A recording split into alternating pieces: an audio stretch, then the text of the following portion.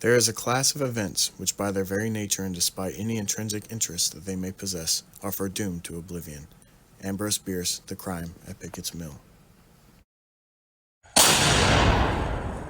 Hey guys, Ranger James here from Kennesaw Mountain National Battlefield Park. We are in fact not at Kennesaw Mountain today. We're over here with our friends at Pickett's Mill Battlefield State Historic Site, and specifically we have Ranger John Hoomes here, who is one of the interpretive rangers. Ranger John, could you just tell me a little bit about this site? This is described as one of the best preserved Civil War sites in the nation. Could you tell me kind of what happened here and also what you guys do here?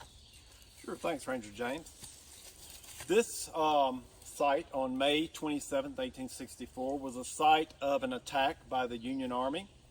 Their objective was to push up this ravine, which is a geographical feature here that kind of divides the battlefield, and attack the east end of the Confederate line, or what they thought was the east end of the Confederate line.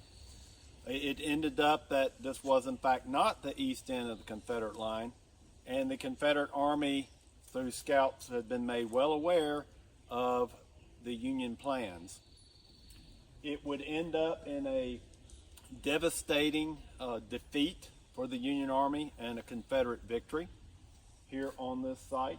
A lot of men lost their lives here, and it is an area that is still here today that is one of our focal points during anytime we do educational programming, is to bring people out here, and it's a must-see if you are interested in the Battle of Pickett's Mill. We are one of the best preserved battlefields in the nation. Our earthworks are pretty much intact. Our artillery works are also pretty much intact, and we will be glad if you come on out to show them too. So, yeah, this seems like a really rough place to be stuck in during that day. You did mention earthworks, so let's talk about that a little bit. So, Okay. The Atlanta campaign specifically is known for its trench warfare, but that really became sort of a key feature in the war in and around where the Dallas line is, which Pickett's Mill is a part of that. Could you tell us a little bit more about the earthworks that you have and how they were used during the battle? Okay, well, one of the questions we have from visitors is how shallow some of the trench lines are, and then some of them are more elaborate. That's one of the biggest questions we get about our trench works. To answer that very quickly, the shallower lines were dug very hastily by hand. Once the Confederates realized what was going on, they had to spread out their line and had to very quickly entrench.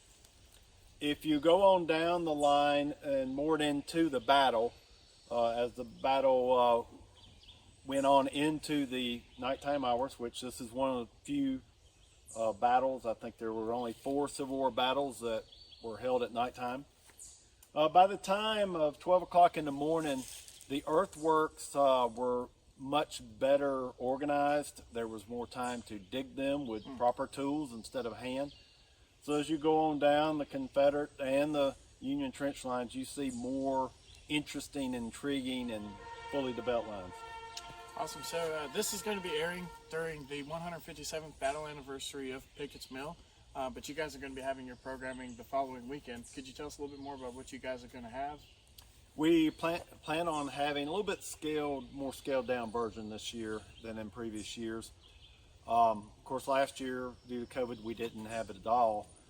But we will have stations, about 5 stations. We'll do artillery, we'll do infantry, both Confederate and Union. And we'll also do civilian life. And then we'll have an area where authors who have written about the battle here will sign autographs and give a few little notes about the battle themselves. Sounds like a lot of fun. Yeah. Well, thank you, Ranger John. Thank you. Always good working with you guys. Thank you, Ranger James. And I hope that you guys come out and see, visit the Pickett's Mill State Historic Site here for their Battle Anniversary programming. This is Ranger James. Hope to see you next time.